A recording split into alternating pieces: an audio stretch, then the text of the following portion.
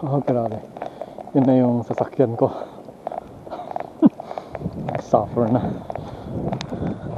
Oh, grabe. So, pahirap na to. Gawin nyo yan.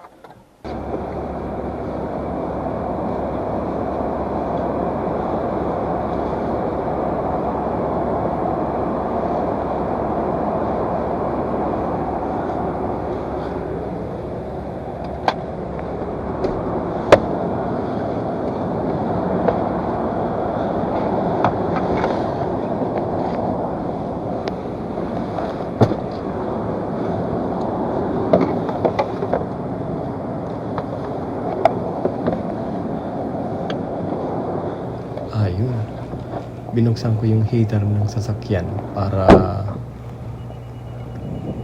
matunaw yung mga snow sa salamin niya. Ito yung routine ko sa Innal daw. Maglinis ng sasakyan. Bukas meron na naman to. Araw-araw to. Sobrang lamig. Yung kamay ko frostbite siya.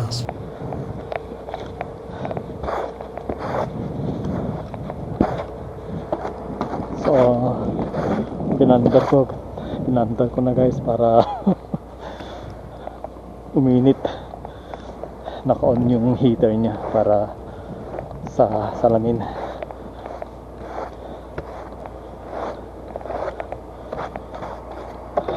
Yung pinakamahirap na part dito sa Canada kapag winter, ito yung eksena namin. Kailangan ilisin mo na yung bag, sasakyan bago papasok.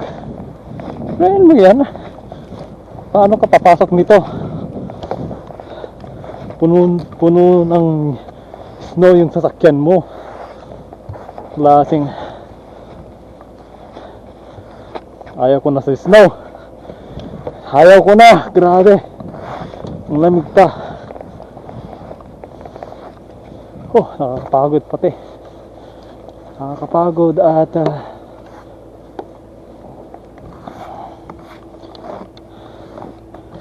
ayan.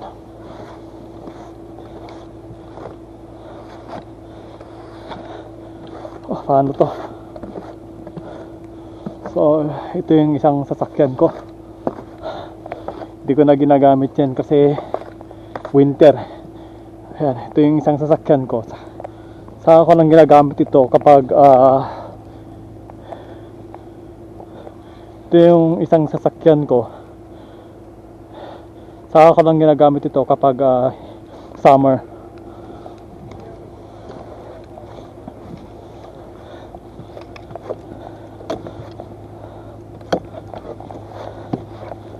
Oh, may ikot yung kanya, windshield niya. So nakita nyo,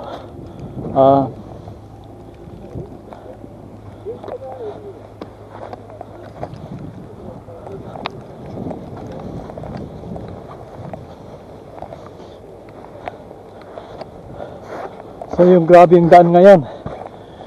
Kasi yung daan ngayon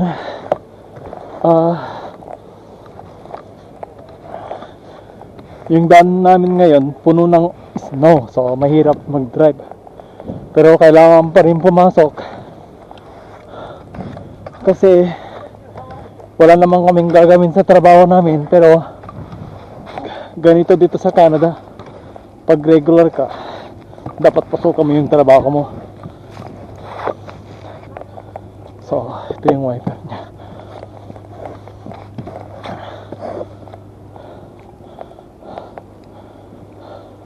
Ganito kahirap dito sa Canada. Kayo mga nagpaplano papunta dito sa Canada, mag-isip-isip na kayo. Mag-isip-isip na kayo, mga kapatid. O, tignan mo yung sa kabila. Hindi makalabas yung sasakyan kasi maliit yung sasakyan nila.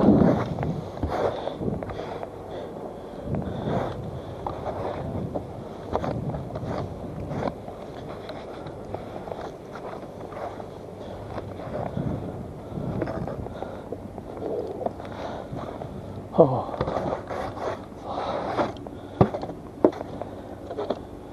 See?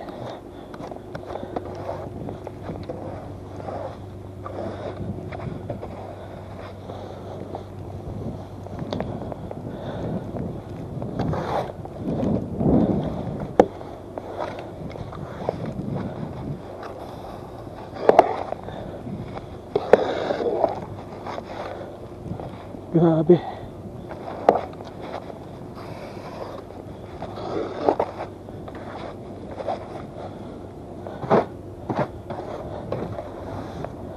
So, pag napansin niyo yung kwan kakapsat, yung wiper ko, sa harap nakataas, pati yung likod. So, ganyan ang ginagawa ko kapag dating ko galing sa trabaho.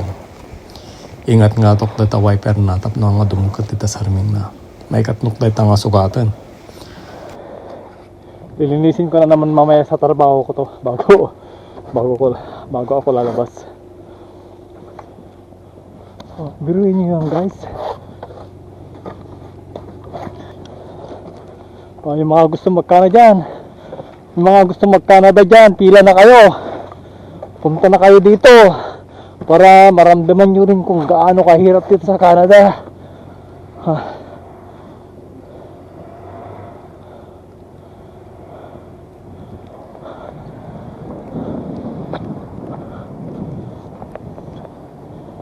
Yun yan.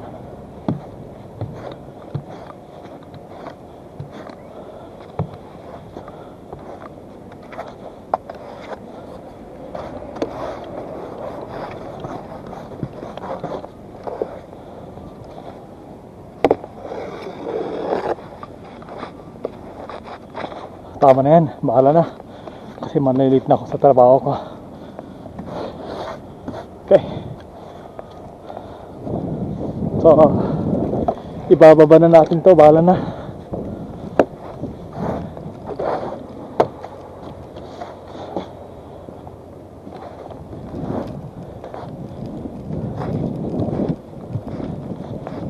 So, pag napansin nyo kalugaran, kababayan, yung salamin ko,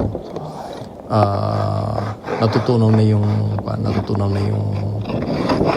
snow, yung ice, kasi nakabukas yung heater ko sa loob. Ganito kahirap din sa Canada. Nangyayari kasi kapag nagka-snow, dumidikit sa salamin yung snow, tapos tumitigas siya, lalo na pag mababa yung temperature. Buti na nga lang yun, hindi mababa yung temperature, kaya hindi dumikit masyado yung snow sa salamin niya. Okay na yan.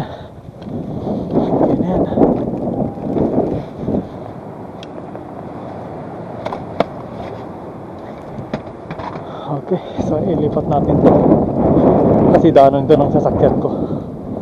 Okay, lipat natin. Medyo itataas natin, pero yung kamay ko nagpa-frozen na siya, nagpa-frostbite na siya. Masakit na. Gawin niyo yan, guys. Kaya ko na dito sa Canada.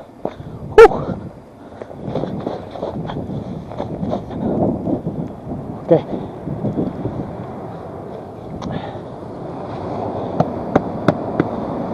Oh, naka-heater tayo.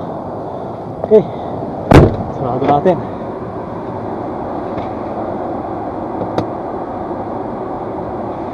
Okay, lipat tayo dito.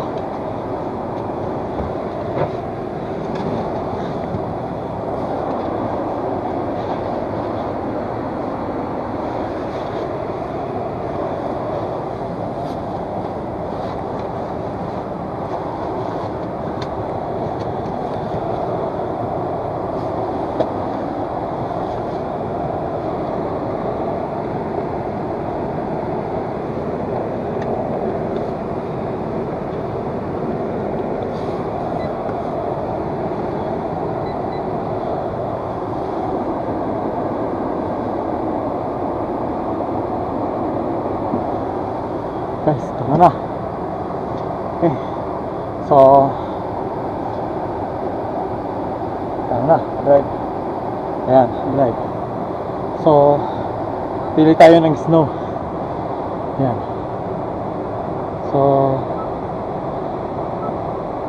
yan, snow yan. Then, drive. Okay, okay, snow siya. Okay.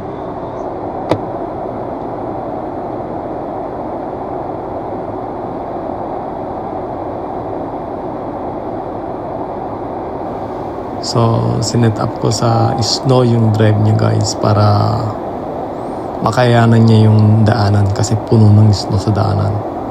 So, yung daanan guys papuntang trabaho ko hanggang tuhod yan. So, kailangan talaga malakas yung sasakyan mo. Kaya yung mga malilit na sakyan hindi lumalabas pag ganitong winter. So, sineset up ko yung cellphone ko sa harap. Hindi ko ma-set up kasi Drive na tayo. tabingi. Ang hirap ayusin. Drive. Kita niyo yan? Hindi maayos. Tabingi pero okay naman na. Maayos na.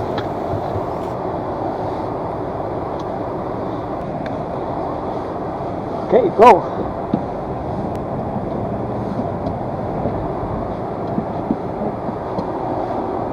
So, pansinin niyo mamaya, guys, yung mga sasakyan sa tabi. Lubog yung gulong nila. So, medyo kita na kasi binawasan na, pinalan na yung mga snow sa gulong nila.